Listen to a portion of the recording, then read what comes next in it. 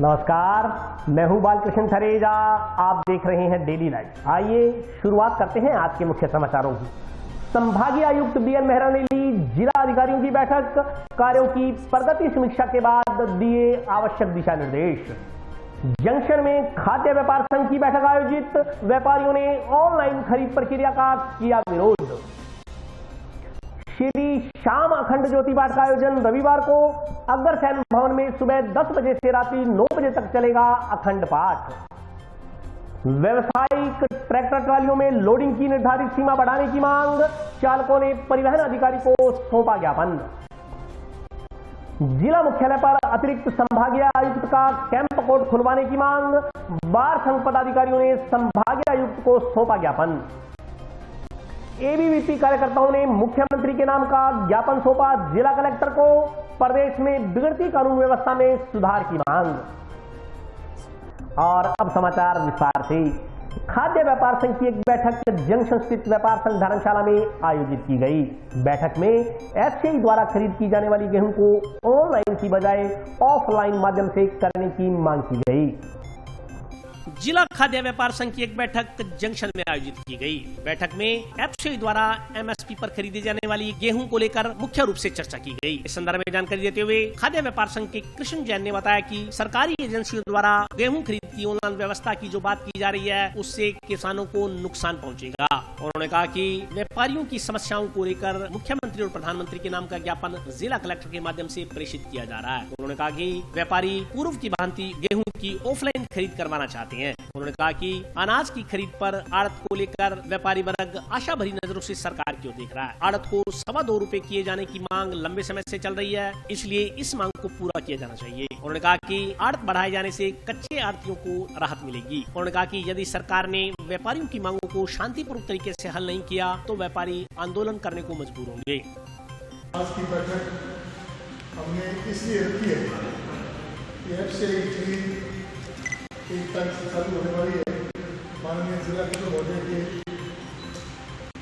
पहले मीटिंग हुई थी, उसमें 24 तारीख तय की है कि अपने 24 तारीख को एफसीआई के अधिकारियों के साथ 3 मीटिंग हम जाएंगे उसमें। लेकिन एक नया मुद्दा ये आया कि जो अपने खरीद ऑनलाइन करनी है उसमें हमारे से किसान बात भी करवा दी और एमएलए साहब विनोद जी ने लिख के दे दिया और हमारे साधु से एमएलए साहब ने विधानसभा में कोई सरकार को चुना होगा तो उसने सारी बात रख दी है, प्रयास जारी है। एफसीआई खरीद, नेफ्ट खरीद के बारे में यहाँ जिला खाद्य व्यापार संघ हनुमानगढ़ की मीटिंग हुई है। उसमें ये निर्णय लिया है कि जो ऑनलाइन कणक खरीद की बात कर रहे हैं, इससे किसानों, व्यापारियों सबको दिक्कत है। ऑफलाइन होनी चाहिए। गत वर्षों की तरह उसमें समस्त व्यापार मंडल, समस्त व्यापारी सहयोग करेंगे। जितना माल वो खरीदेंगे उसका बड़ी भांति ढंग से हम खरीद करवाएंगे। माल उठवाने की जहाँ तक बात है, जो तय कर देंगे वो माल उठेगा, रोजाना बढ़िया माल देंगे, कोई दिक्कत वाले किसानों को। हम किसान संघ ने भी इसका विरोध किया है, तो माननीय जिला कलेक्टर साहब के माध्यम से हम मुख्यमंत्री जी और प्रधानमंत्री जी को भेजेंगे, एफसीआई अधिकारियों को भेजेंगे कि इसकी ऑफलाइन खरीद जारी होनी चाहिए। दूसरी बात, हमारी माननीय मुख्यमंत्री महोदय को पुखराज जी पारासर ओएसडी को ज्ञापन भी दे के आया था, बात भी हो गई है। एमएलए साहब ने विधानसभा में कोर्ट रखा है, तो इस पर पुनः मुख्यमंत्री साहब को निवेदन करेंगे कि तुरंत प्रभाव से उसको 2.25% की जाए, ताकि सारे व्यापारियों, कच्चे आड़तियों को इससे राहत मिल सके। के लिए फिर मीटिंग बुलाई गई। 24 तारीख को कलेक्टर साहब की मीटिंग है। पूरा हम शांतिपूर्वक बात रखेंगे, नहीं होगा तो आंदोलन करेंगे। दिक्कत बड़ी बात है। जिला मुख्यालय पर अतिरिक्त संभागीय आयुक्त का कैंप कोर्ट खुलवाने की मांग को लेकर शुक्रवार को अधिवक्ताओं ने संभागीय आयुक्त बीएल मेहरा को ज्ञापन सौंपा। राज्य सरकार के आदेशानुसार हनुमानगढ़ जिला मुख्यालय पर अतिरिक्त संभागीय आयुक्त का कैंप कोर्ट चालू करवाने की मांग को लेकर शुक्रवार को अधिवक्ताओं ने संभागीय आयुक्त बीएल मेहरा को ज्ञापन सौंपा। प्रतिनिधि मंडल में शामिल बार संघ पदाधिकारियों ने बताया कि न्यायालय राजस्व अपील अधिकारी हनुमानगढ़ से राज्य सरकार के आदेशानुसार भू राजस्व अधिनियम के तहत प्रस्तुत अपीलें अतिरिक्त संभागीय आयुक्त बीकानेर को ट्रांसफर की गई है। चूँकि अतिरिक्त संभागीय आयुक्त का कैंप कोर्ट स्वीकृत किया जा चुका है, परंतु अभी तक कैंप कोर्ट चालू नहीं किया गया है। इसकी पत्रावलियां बीकानेर में पेंडिंग पड़ी है। ज्ञापन में राज्य सरकार के आदेशानुसार जिला मुख्यालय पर अतिरिक्त संभागीय आयुक्त का कैंप कोर्ट चालू करवाने की मांग की गई है। ज्ञापन देने वालों में बार संघ उपाध्यक्ष राजकुमार वागड़ी, सचिव आत्माराम भादु, कोषाध्यक्ष यादवेंद्र शेखों, पुस्तकालय अध्यक्ष नरेश कुमार, ओम प्रकाश मोदी, बहादुर राम स्वामी, सोहनलाल सारण, विजय कौशिक, इंद्राज गोदारा, पुष्करण सिंह खोसा, शमशेर सिंह, अजय पाल गोदारा, भोजराज भार्गव सहित कई अधिवक्ता मौजूद थे। जैसे अपील अधिकारी यहाँ चल रही थी उसको बीकानेर अतिरिक्त संभागीय आयुक्त के ट्रांसफर कर दिया और अतिरिक्त संभागीय आयुक्त का एक दिन का कैंप हनुमानगढ़ मंजूर कर दिया। यानी एक महीने में एक दिन यहाँ कैंप करेंगे और इतने समय तो अतिरिक्त संभागीय की पोस्ट वैकेंट थी, इसलिए कैंप शुरू नहीं हुआ।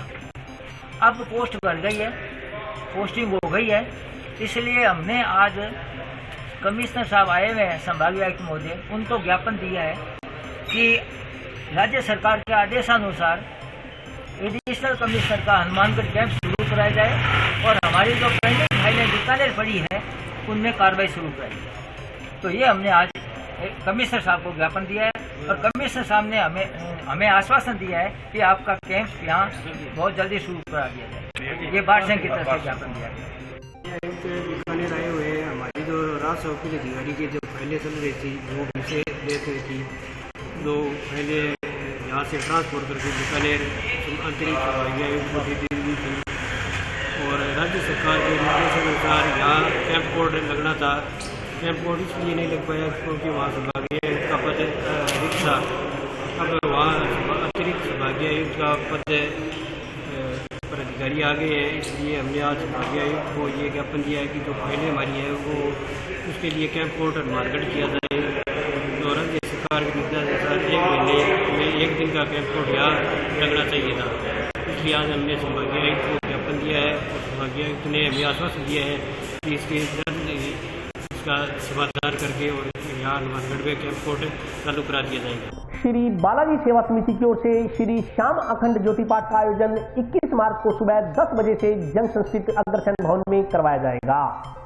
जंक्शन में श्री गंगानगर रेलवे फाटक के पास हाउसिंग बोर्ड कॉलोनी में संचालित श्री बालाजी रसोई का संचालन करने वाली श्री बालाजी सेवा समिति की ओर से श्री श्याम अखंड ज्योति पाठ का आयोजन करवाया जाएगा। श्री श्याम अखंड ज्योति पाठ का आयोजन 21 मार्च को सुबह 10 बजे से रात्रि 10 बजे तक जंक्शन स्थित शिव मंदिर मल्टीप्लेक्स के नजदीक महाराजा अग्रसेन भवन में किया जाएगा। कार्यक्रम में मनमोहक पुष्प व इतर वर्षा, 56 भोग, सवामनी प्रसाद, अखंड ज्योत, अलौकिक श्रृंगार, भव्य दरबार विशेष आकर्षण का केंद्र होंगे। इस संदर्भ में जानकारी देते हुए आयोजकों ने बताया कि कथावाचक संदीप सुल्तानिया कोलकाता होंगे। श्री श्याम अखंड ज्योति पाठ में कलकत्ता से आए कलाकारों की ओर से नृत्य नाटिकाओं के माध्यम से श्री श्याम बाबा के जन्मोत्सव से लेकर शीश के दान तक की अलौकिक झांकियां एवं भक्तों की धमाल का अनूठा संगम होगा। प्रेस वार्ता में समिति पदाधिकारियों ने श्री श्याम अखंड ज्योति पाठ कार्यक्रम के साथ साथ 3 वर्षों के दौरान करवाए गए कार्यों की जानकारी दी। प्रेस कॉन्फ्रेंस में उपाध्यक्ष लवकेश उपवेजा, सचिव गुरसेवक सिंह मान, नवीन बाकोलिया, अनुज जिंदल सहित अन्य पदाधिकारी मौजूद रहे।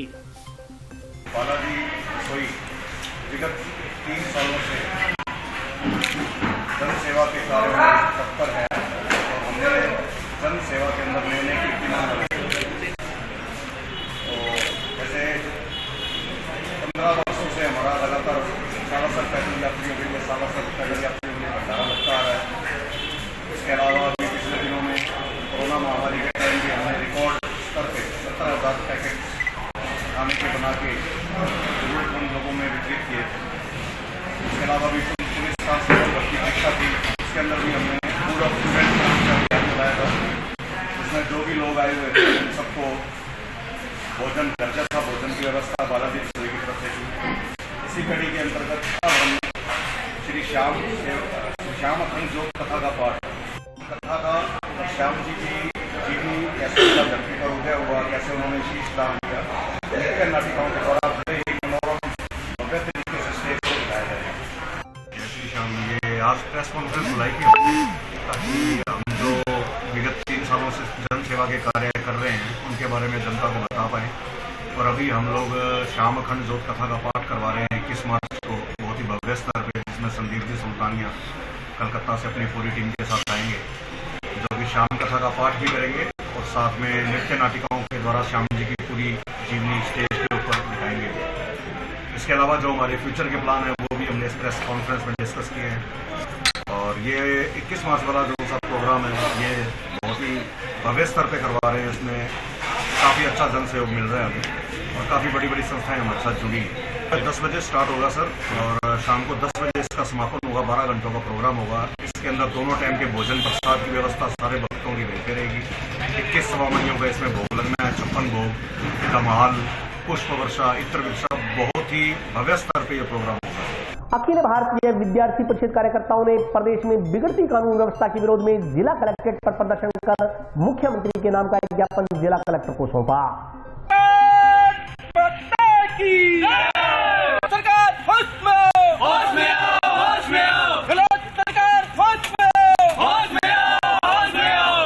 अखिल भारतीय विद्यार्थी परिषद हनुमानगढ़ ने शुक्रवार को जिला कलेक्ट्रेट पर धरना प्रदर्शन कर मुख्यमंत्री के नाम का ज्ञापन जिला कलेक्टर को सौंपा। ज्ञापन में प्रदेश में बिगड़ती कानून व्यवस्था को लेकर चिंता व्यक्त की गई है। ज्ञापन में कहा गया है कि वीरों की भूमि कहा जाने वाला राजस्थान प्रदेश बीते दिनों सरकार की विफलता के कारण परेशानी में है। आमजन में शांतिपूर्ण व सुरक्षित माहौल बनाने के स्थान पर भय का वातावरण बनाया जा रहा है। ज्ञापन के अनुसार भय के माहौल में आमजन दुखी है। राजस्थान में प्रतिदिन जगह जगह लूट की घटनाएं बढ़ती जा रही हैं। दुष्कर्म के मामले में देश में राजस्थान सर्वोच्च पायदान हासिल कर चुका है। हत्या के मामले भी लगातार बढ़ते जा रहे हैं। ज्ञापन में कहा गया है कि शिक्षा के मंदिर विद्यालयों में अपनी मांग कर रहे निर्दोष छात्रों पर लगातार लाठीचार्ज करवाए जा रहे हैं। इस मौके पर पूर्व जिला संयोजक दीपक कुक्कड़, टाउन नगर मंत्री महेंद्र सोनी, पूर्व जिला संयोजक दीपक खाती, प्रांतीय कार्यकारिणी सदस्य पंकज सैनी, नगर मंत्री पूर्ण चंद, गोपाल, सागर स्वामी, योगेश कालवासिया, दीपेंद्र, प्रदीप, रामकृष्ण, विनोद, अनिल, दलवीर, दीपक, सनी सहित अन्य कार्यकर्ता मौजूद रहे। अखिल भारतीय विद्यार्थी परिषद की हनुमानगढ़ इकाई ने आज जिला केंद्र पे सांकेतिक धरना प्रदर्शन किया है, जो कि कांग्रेस की जो बिगड़ी हुई कानून व्यवस्था है राजस्थान सरकार की, उसके खिलाफ। अपने आए दिन अखबार में देखते हैं कि दुष्कर्म के केस है। दुष्कर्म में राजस्थान जो है अव्वल स्थान पे रहे। पिछले 2 वर्षों में अगर अपने दुष्कर्म का जो रेट देखे तो उसमें राजस्थान अव्वल स्थान पे रहे, चाहे बलात्कारी की घटना हो चाहे कुछ भी। अभी हाल ही में अलवर जिले में एक घटना हुई थी जिसमें एक महिला अपनी फरियाद लेके पुलिस स्टेशन पहुंची थी और वहाँ पे पुलिस कर्मी ने, जो एसआई थे, 54 वर्षीय एसआई, उन्होंने उस महिला के साथ दुष्कर्म किया था। तो ये काफ़ी शर्मसार है। ऐसे ही भ्रष्टाचार की अपनी बात करें तो जिला कलेक्टर तक के उच्च अधिकारी जो है वो भी 1.5 लाख रुपए की रिश्वत लेते पकड़े गए थे। अभी अपने भ्रष्टाचार को रोकने का काम होता है एसीबी का, एंटी करप्शन ब्यूरो का, उसमें भी अपने एसीबी के जो डीएसपी है मीणा जी, वो भी 80,000 रुपये की रिश्वत लेते अभी पकड़े गए थे कोटा में।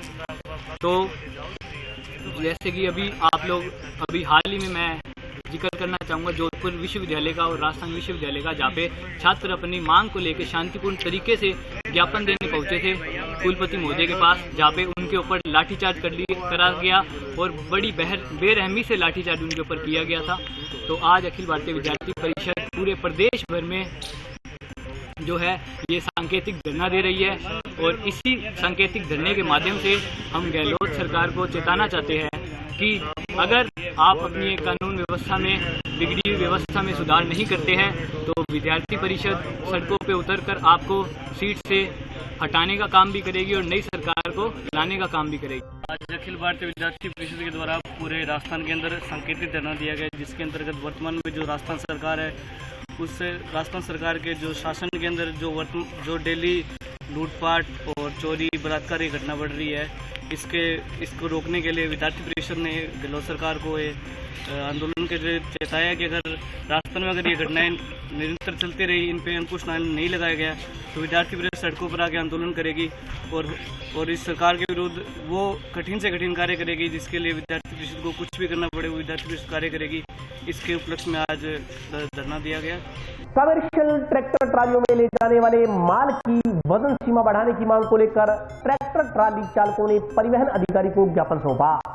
जनता ट्रैक्टर ट्रॉली ऑपरेटर चालक यूनियन द्वारा शुक्रवार को जिला परिवहन अधिकारी को कमर्शियल ट्रैक्टर ट्रालियों की लोडिंग का वजन बढ़ाने की मांग को लेकर ज्ञापन सौंपा गया। ज्ञापन में कहा गया है कि करीब 1 वर्ष पहले माल ढोने वाले ट्रकों का वजन करीब 2 टन से बढ़ाकर 5 टन तक कर दिया गया था, जबकि कमर्शियल ट्रैक्टर ट्राली का वजन 26 क्विंटल ही निश्चित चल रहा है। ज्ञापन में ट्रकों के परिवहन वजन को बढ़ाने की तरह ही व्यावसायिक ट्रैक्टर ट्राली का वजन भी बढ़ाने की मांग की गई है। ज्ञापन के अनुसार अभी हाल ही में ट्रैक्टर ट्रालियों का टैक्स भरवाया जा रहा है उसका 24 नंबर ही फार्म दिया जा रहा है, उसकी आरसी तक नहीं दी जा रही, जिससे ट्रैक्टर ट्रालियों के संचालन में परेशानियां आ रही हैं। ज्ञापन देने वालों में आत्मा सिंह, दिनेश यादव, शकूर खान, रेशम सिंह, शिवराज सिंह, सद्दाम, मोहम्मद सदीक, गुरदेव सिंह, दौलतराम सहित अन्य कार्यकर्ता मौजूद रहे।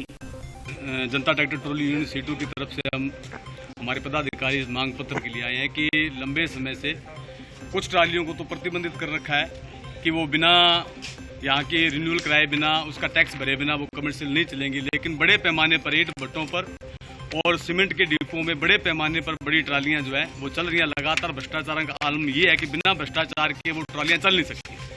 अभी गेहूं का सीजन आने वाला है, यहाँ 24 नंबर फार्म भर के दिया जा रहा है और आरसी अप्लाई नहीं की जा रही, जबकि जो लोग टैक्स भरा रहे हैं। इसके लिए हम अपना मांग पत्र देने के लिए आए थे। दूसरा एक ये भी कारण है कि लंबे समय से अभी ट्रक वालों के ओवरलोड का वजन बढ़ाया है। हमारी ये मांग है कि जिस तरीके से ट्राली भी कॉमर्शियल है उसका भी वजन जो है वो बढ़ाया जाए। और अभी साहब से मिले हैं, इन्होंने आश्वासन दिया कि हम कार्रवाई करेंगे। अगर जल्दी कार्रवाई नहीं करती तो जनता ट्रैक्टर ट्राली यूनियन बड़े पैमाने पर इस आंदोलन को तेज करेगी और यहाँ घेराव का कार्यक्रम करेंगे। और अभी वक्त ब्रेक का, हाजिर होता हूं छोटे से ब्रेक के बाद।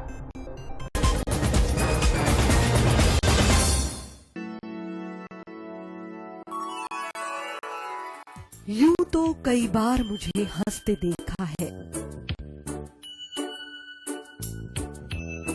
पर ये हंसी कुछ और है। ये गहना मुझ पर जचता है, पर ये महज एक गहना नहीं। ये रूपरेखा है मेरे मन की, हंसती खिलखिलाती लहरों की, जो आतुर थी अब तक मुझ पर सजने को। इसलिए ये गहना ही मेरा सच्चा श्रृंगार है, श्रृंगार है, श्रृंगार है।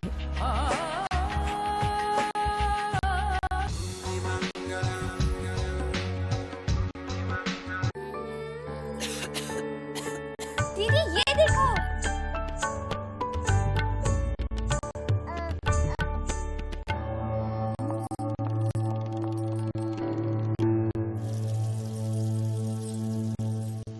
नोवेल कोरोना वायरस बीमारी को फैलने से रोका जा सकता है। खांसी और छींक के बाद और बच्चे को छूने से पहले अपने हाथों को साबुन से धोकर इसे फैलने से रोक सकते हैं। वो डॉक्टर साहब हैं? भाई साहब खांसी और बुखार था, सोचा चेक करवा लूं।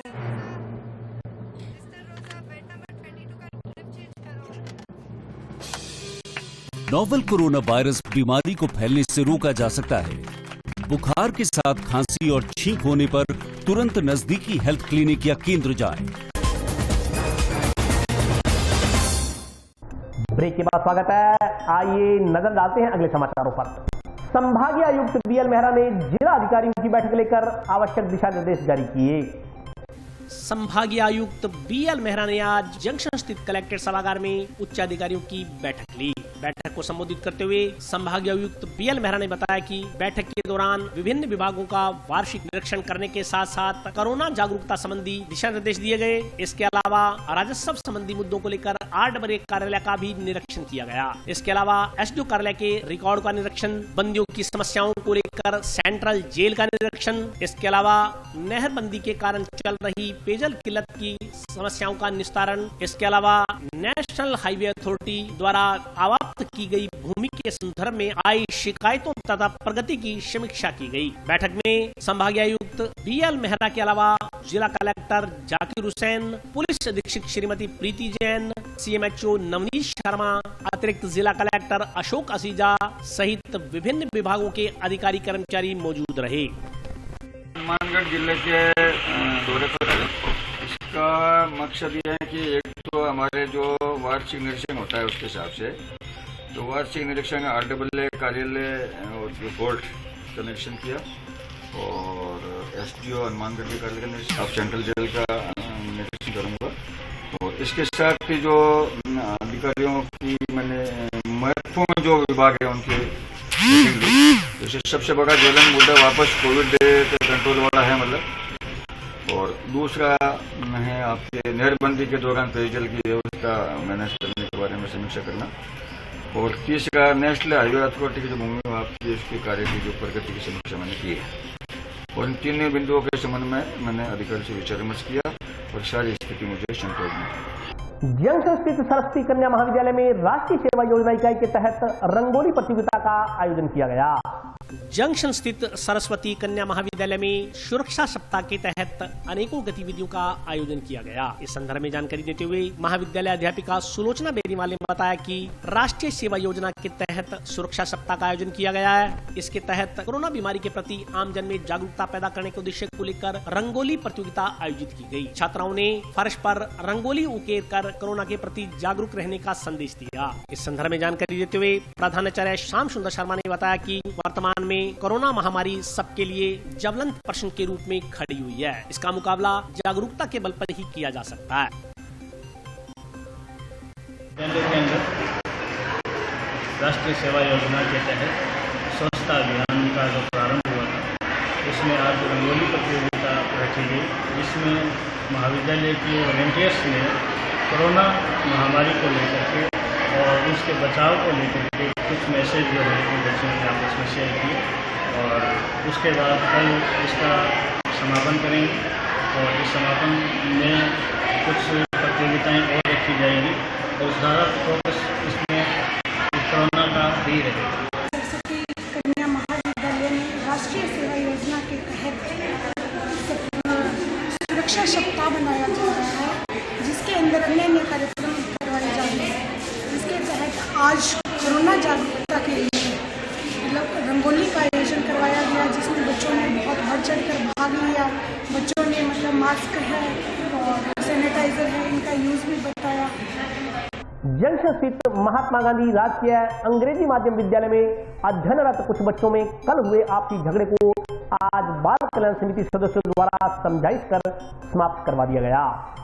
जंक्शन की कैनाल कॉलोनी स्थित महात्मा गांधी राजकीय अंग्रेजी माध्यम के 9वीं के कुछ छात्र छात्राओं के बीच आपसी झगड़े की शिकायत मिलने पर विद्यालय पहुंचे बाल कल्याण समिति सदस्यों ने संबंधित बच्चों से घटना की जानकारी ली। इस दौरान मारपीट का आरोप लगाने वाले बहन भाई के अलावा उन बच्चों के अभिभावकों को भी विद्यालय में बुलाया गया जिन पर मारपीट के आरोप लगे थे। मिली जानकारी अनुसार महात्मा गांधी राजकीय माध्यमिक विद्यालय अंग्रेजी माध्यम में अध्ययनरत हाउसिंग बोर्ड कॉलोनी की करीब 10 वर्षीय छात्रा ने बताया कि वह 5वीं कक्षा में पढ़ती है तथा उसका बड़ा भाई 9वीं कक्षा में पढ़ता है। गुरुवार शाम को वह कॉपी की जांच करवाने के लिए विद्यालय आई थी। शाम करीब 4 बजे छुट्टी के बाद जब अपने भाई के साथ स्कूटी पर विद्यालय परिसर से निकलकर बाहर खड़े थे तो कुछ विद्यार्थियों ने उसे व उसके भाई को रास्ते में रोक लिया तथा मारपीट की। घटना के बाद शुक्रवार को विद्यालय पहुंचे बाल कल्याण समिति के सदस्यों ने कहा कि बच्चों से प्राथमिक तौर पर समझाइश की गई है। इसके अलावा विद्यालय प्रिंसिपल से भी बच्चों से समझाइश करने को कहा गया। इस संदर्भ में जानकारी देते हुए विद्यालय प्रिंसिपल गुरमीत सिंह बराड़ ने कहा कि गुरुवार शाम को स्कूल की छुट्टी के बाद कुछ विद्यार्थियों का आपस में झगड़ा हो गया था।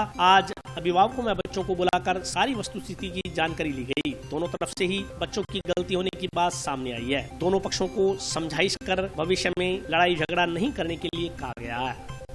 आज एक मामला संज्ञान में आया कि जो कैलान कॉलोनी स्थित जो विद्यालय है महात्मा गांधी, उसमें एक बच्ची है 5 साल की 5वीं में पढ़ने वाली बच्ची है और उसको उसी स्कूल के करीब 9th के कोई 3-4 बच्चों द्वारा उसके साथ कोई मारपीट की गई थी और उसके भैया के साथ भी मारपीट की थी, उसके साथ भी मारपीट की गई। तो आज वो जब हम लोग स्कूल में गए तो सारा हमने मामले की जो छानबीन करी तो हम लोगों ने उन बच्चों को उससे भी समझाइश करी है कि बेटा स्कूल में विद्यालय में इस तरह से आपको नहीं करना चाहिए, क्योंकि विद्यालय प्रांगण का ये मैटर नहीं था, ये बाहर का था। तो आज उनके जो पेरेंट्स हैं उनको भी बुलाया गया और बच्ची को भी जो थी उससे सारी बातें पूछ करके और फिर जो संबंधित जो बच्चे थे उनको आज समझाइश करके उनको आज पहली बार उनको आज उनको बताया गया कि इस तरह के जो कृत्य हैं वो ना किया। छुट्टी के बाद कल कुछ बच्चे जो आपस में उनका झगड़ा हो गया था रास्ते में, तो उनके पेरेंट्स को बुला के और बच्चों को बुला के सारी वस्तुस्थिति जानकारी ली गई। तो दोनों तरफ से ही बच्चों के दोनों तरफ से ही गलतियां थी, तो उनकी आपस में समझाइश करवा दी गई है और माँ बाप दोनों के इस बात के लिए राजी हुए थे कि भाई कान जगह नहीं, वो खुला सड़क NPS रोड जो है ना, NPS स्कूल की रोड है, वो खुली सड़क है, तो वो उसको एकांत तो नहीं मान सकते। तो आपस में वो बहन छुड़ाने लगी थी उसको, तो वो बीच में आके गिर गई होगी या कुछ ऐसा हुआ होगा और वो अभी दोनों तरफ से जो है अब आगे से भविष्य में न्याय लड़ने के लिए दोनों ने कहा, दोनों को। और आज के लिए बस इतना ही। कल फिर हाजिर होता हूँ नए समाचारों के साथ, तब तक के लिए नमस्कार।